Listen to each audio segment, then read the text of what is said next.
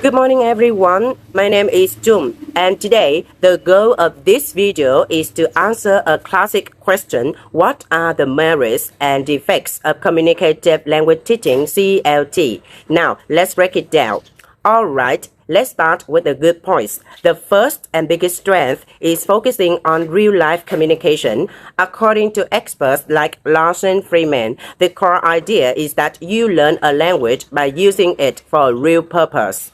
It's not about memorizing abstract rules, it's about using English to get something done. I can give you an example along with illustration. When the teacher teaches vocabulary about food, instead of your teacher just giving you a list of food words, a CLT classroom might turn into a mini market. You'd have to actually walk up to your classmate, the shopkeeper, and use your English to ask prices, bargain, and buy an apple. You're learning by doing. Next, CLT encourages interaction. It emphasizes that language learning is an interactive process. The teacher acts as a facilitator, and the students are communicators.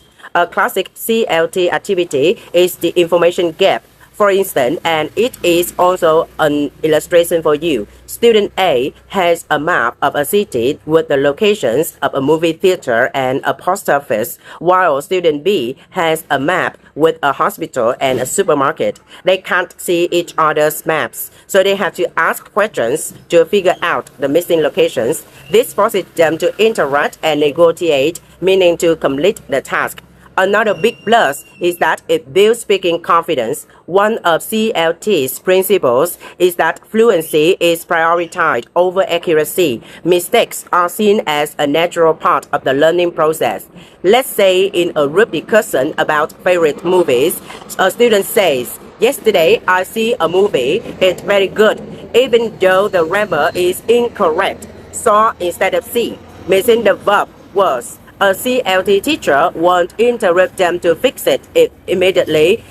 Instead, they will focus on the meaning and might ask, "Oh, what was it about?" to encourage the student to keep talking. This focuses on content over form really helps build confidence. Finally, CLT develops communicative competence. This is the overarching goal. According to Larson Freeman, communicative competence isn't just knowing grammar and vocabulary, it also includes sociolinguistic competence. For example, talking to a friend is different from talking to your boss. Strategic competence, for example, using gestures or rephrasing your ideas. An illustration for you to develop strategic competence. A teacher might show a picture of a strange object and ask, "What is this?" If a student doesn't know the word like corkscrew, they encourage to use strategies like describing it. It's a thing you use to open a bottle of wine. Now, let's look at the other side. The most common criticism is the lack of grammar focus. Because fluency is so heavily prioritized and errors are only corrected if they impede communication, non-serious grammar mistakes can be overlooked. If small errors are never corrected because the meaning is understood, they can become permanent bad habits. This is called the fossilization of errors. For example, a student might consistently say he don't instead of he doesn't. In communicative activities, people still understand the meaning, so this error might never be systematically corrected. Eventually, it becomes a permanent part of the learner's language habits.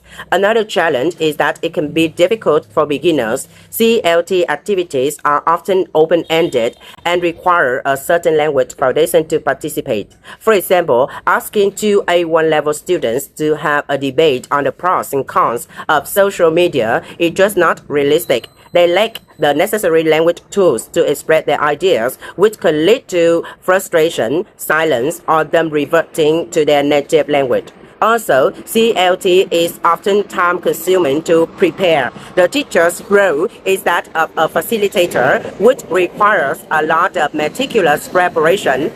They have to find or create authentic materials, design realistic and meaningful situations and tasks, rather than just following pre-made exercises in a textbook.